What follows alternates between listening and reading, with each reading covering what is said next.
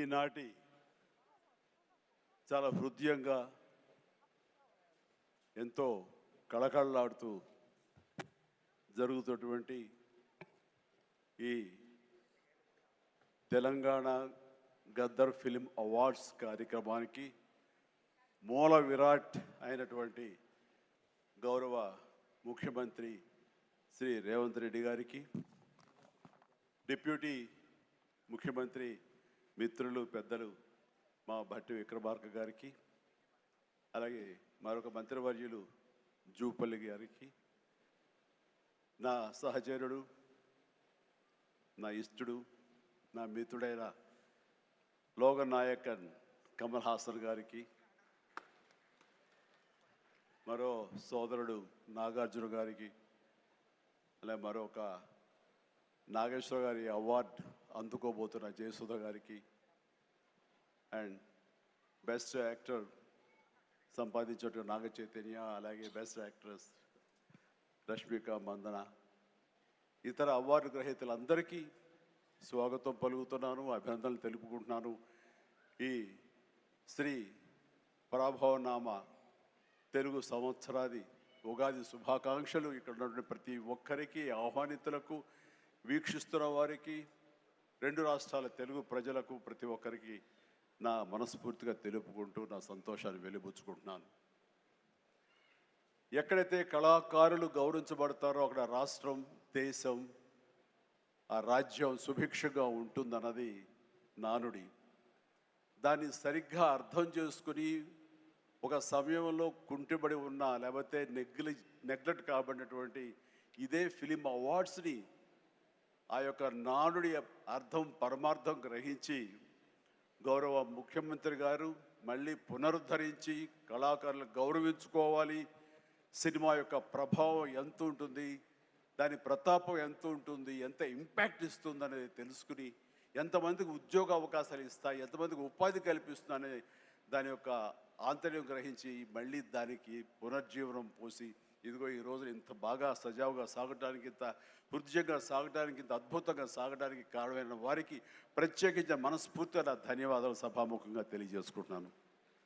Sir, మనం కలిసిన ప్రతిసారి మీరు సినిమా గురించి, సినిమా అభివృద్ధి గురించి, సినిమాని ఎలా ముందుకు తీసుకువెళ్ళాలంటూ, ఈ హైదరాబాద్ అనేది నైసర్గిక స్వరూపంగా ఇది అన్ని దేశం మొత్తంకి మధ్యలో ఉంటుంది, అన్ని రకాల అట్మాస్ఫియర్స్ ఉన్నాయి, అన్ని రకాల అంబియన్స్ ఉన్నాయి, అన్ని రకాల ఇన్ఫ్రాస్ట్రక్చర్ ఉంది as for cinema is concern.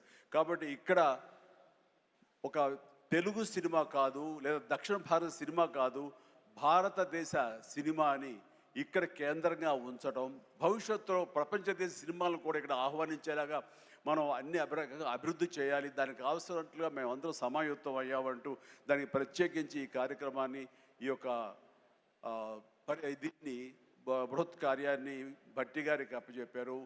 వీరందరూ కలిపి ఈ మధ్యకాలంలో గ్లోబల్ సమ్మిట్ జరిగినప్పుడు అందులో కూడా అంతర్భాగంగా ప్రత్యేకించి సినిమాకి వారు అవకాశం కల్పించి, వారిని ఆహ్వానించి, మంచి చెడ్డల గురించి తర్కించి, చర్చించి, దానికి కావలసినటువంటి సదుపాయాలు మీరు ముందుకు రండి, ప్రభుత్వం మీ అండదండలు అందిస్తుంది, ఇది ఈ రోజున పెద్ద ఎత్తున మనం సినిమాకి పెద్దపీట వేయాలి అంటూ వారు ప్రత్యేకించి సినిమాకి ఇస్తున్న ప్రాముఖ్యతకి మనందరం నిజంగా ఆయనకి ఎంతో రుణపడి ఉన్నాము. ఎందుకంటే దీని యొక్క ఆంతర్యం, దీని యొక్క విలువ గ్రహించారు కాబట్టి కేంద్ర ప్రభుత్వం కూడా వేవ్స్ అని మన సాఫ్ట్ పవర్ని ప్రపంచ దేశాలకి తెలియచెప్పాలంటూ మన కల్చర్ కానివ్వండి, మన హెరిటేజ్ కానివ్వండి, మన సినిమా కానివ్వండి, మన క్రీడ కానివ్వండి, మన గ్రామీణకు సంబంధించినటువంటి ఆ వాతావరణం కానివ్వండి, మన ఆహారపు అలవాట్లు కానివ్వండి, ఇవన్నీ కూడా ప్రపంచ దేశాలకి తెలియజేస్తే కనుక దాని ఇంపాక్ట్ అంతా ఇంత ఉండదు. వాళ్ళని ఆకర్షించుకోగలిగితే కనుక ఆ రిజల్ట్ వేరు.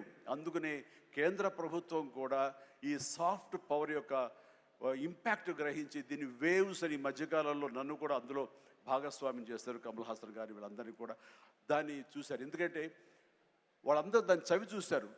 కే పాప్ అని ఒక కొరియాకు సంబంధించి, దక్షిణ కొరియాకు సంబంధించినటువంటి ఒక కే పాప్ కానీ, కే సినిమా కానీ, అలాగే జపాన్కి సంబంధించిన యానిమే కానీ, ఇవన్నీ కూడా వాళ్ళ యొక్క కంట్రీ ఎకానమీని ఇంపాక్ట్ చేసి దానికి ఎంతో తోడ్పాటు అందించింది. వాళ్ళ జీడిపి పెరిగింది. కాబట్టి ఇది చాలా తేలిగ్గా సినిమా కదా, ఏముందిలే ఇందులో అనేలాగా తేలిగ్గా తీసుకోకుండా దీని యొక్క ప్రభావంతో మన రాష్ట్ర ఎకానమీ కూడా పెంచుకోవచ్చు.